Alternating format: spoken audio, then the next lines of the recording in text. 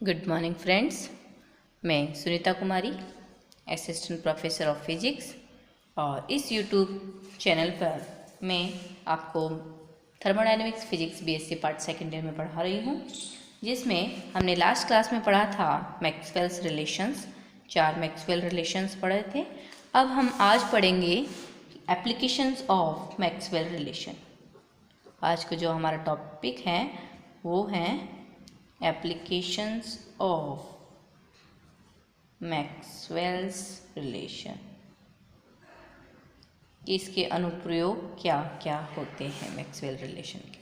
तो सबसे पहला जो एप्लीकेशन है वो ये है कि क्लाउसियस क्लैपेरॉन इक्वेशन को मैक्सवेल रिलेशन से कैसे प्राप्त किया जाता है। तो मैक्सवेल संबंध से क्लाउसियस क्लैपेरॉन ऊष्मा समीकरण की व्युत्पत्ति।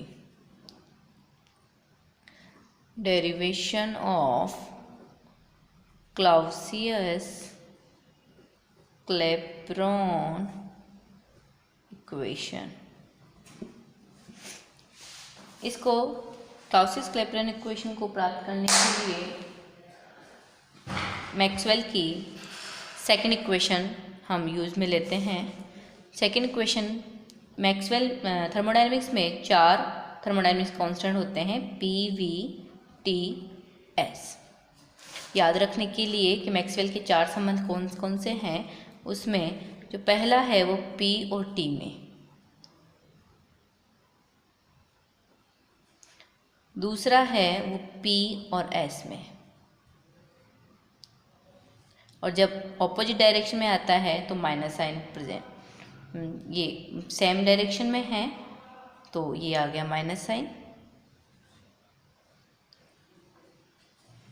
थर्ड जो है वो है वी और टी में, वी और टी में, ये ऑपोजिट साइड है इसलिए सेम साइन आएगा। और फोर्थ इक्वेशन है वो है वी और एस में, यानी वी और ये एस सेम डायरेक्शन में है इसलिए यहाँ पर माइनस साइन आ जाता है। ये 4 समीकरण याद करने का एक तरीका है कि P और T में है, फिर P और S में है, ऐसे ही V और S में है, V और T में है। जब इस डायरेक्शन में जाते हैं विकर्ण वाली डायरेक्शन में तो माइनस साइन आता है। विकर्ण वाली डायरेक्शन P और T में सेम डायरेक्शन में जाते हैं P और T माइनस एस, V और S में माइनस। अब इसमें परिवर्तन कर दीजिए, बस परिवर्तन P और T के हैं तो P और T जब हैं तो V और S के साथ परिवर्तन होता है, तो T का हो जाएगा V के साथ में परिवर्तन और P का हो जाएगा S के साथ परिवर्तन। और जब V के साथ परिवर्तन किया गया तो S नियत हो जाएगा, इधर V नियत हो जाएगा। ये पहला समीकरण बन गया। इसी तरह से S और P में, S और P के लिए V के साथ में, और इधर आ जाएगा T के साथ में। अब इधर T कांस्टेंट हो जाएगा, इधर V कांस्टेंट हो जाएगा। थर्ड में V और T में है, V और T में निकालने के लिए V का S के साथ कर दीजिए, V का S के साथ कर दीजिए, और T का P के साथ आ जाएगा, T का P के साथ आ जाएगा। इसमें प्रेशर कांस्टेंट रख दीजिए, इधर एंट्रोपी कांस्टेंट हो जाएगी।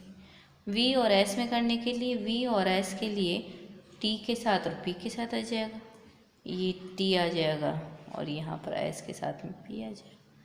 इधर P कांस्टेंट हो जाएगा, इधर T कांस्टेंट हो जाएगा। तो एक ट्रिक है ये कि मैक्सवेल्स रिलेशंस को 4 जो इक्वेशन मैक्सवेल रिलेशन है उनको याद करने के लिए कि P और T में है, P और S में 2 रिलेशन, V और S में है, V और T में। इस तरह से 4 रिलेशन हो गए। अब क्लाउसियस क्लैपेरॉन इक्वेशन के व्युत्पत्ति के लिए हम मैक्सवेल जो समीकरण है उसमें सेकंड वाला समीकरण यूज में करेंगे। सेकंड वाला समीकरण का मतलब S और P में, S और P ये हैं del S del P। S और P में हो गया तो S का V के सापेक्ष और P का T के सापेक्ष, इसमें V नियत हो जाएगा, इसमें T नियत हो गया। तो ये है मैक्सवेल का दूसरा समीकरण। इस समीकरण को यूज में लेते हैं। ये समीकरण ये कहता है कि नियत ताप पर आयतन में वृद्धि करने पर एंट्रोपी में जो वृद्धि होती है उसका मान नियत आयतन पर ताप में वृद्धि करने पर दाब में वृद्धि के बराबर होता है।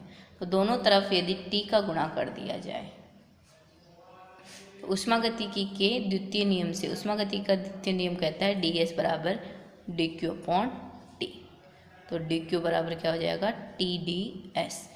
अतः ताप चूँकि नियत है तो ये इसमें चला जाएगा, तो ये जो समीकरण है TdS ये बन जाएगी dq upon dV at constant T, और ये T del P upon del T at constant V। अब ये dq है, नियत ताप पर dq ऊष्मा अवशोषित करने पर आयतन में परिवर्तन यदि dV होता है तो इस ऊष्मा को लेटेंट हीट मीन्स गुप्त ऊष्मा कहते हैं।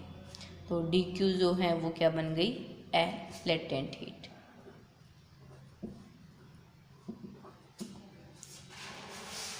और इस लेटेंट हीट गुप्त ऊष्मा क्या होती है? गुप्त ऊष्मा ये होती है ताप नियत रहने पर dq ऊष्मा अवशोषित पर आयतन में यदि dV परिवर्तन होता है तो यह ऊष्मा जो है वो गुप्त ऊष्मा कहलाती है। और आयतन में परिवर्तन हम ये कहें कि ये जो परिवर्तन है वो V2 से V1 से V2 आयतन में वृद्धि हुई है, यानी पहले आयतन V1 था और dq ऊष्मा देने पर V2 आयतन हो गया ताप नियत रखते हुए।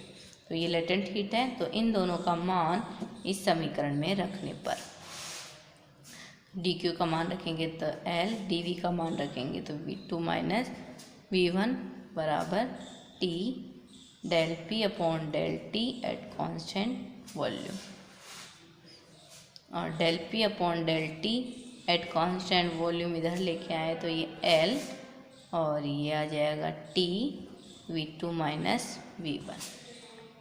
और यह जो समीकरण है कि आयतन को नियत रखते हुए दाब में ताप के साथ परिवर्तन की दर जो है वो L upon T V2 minus V1 होती है, इसको हम ऐसे भी कर सकते हैं। ये कहलाती है क्लाउसियस क्लैपेरॉन समीकरण। इस क्लाउसियस क्लैपेरॉन समीकरण को मैक्सवेल के द्वितीय संबंध से इस प्रकार से प्राप्त किया जाता है। तो ये एप्लीकेशन हो गई मैक्सवेल रिलेशंस की। नेक्स्ट एप्लीकेशन हम पढ़ेंगे नेक्स्ट वीडियो में। आज के लिए थैंक्स।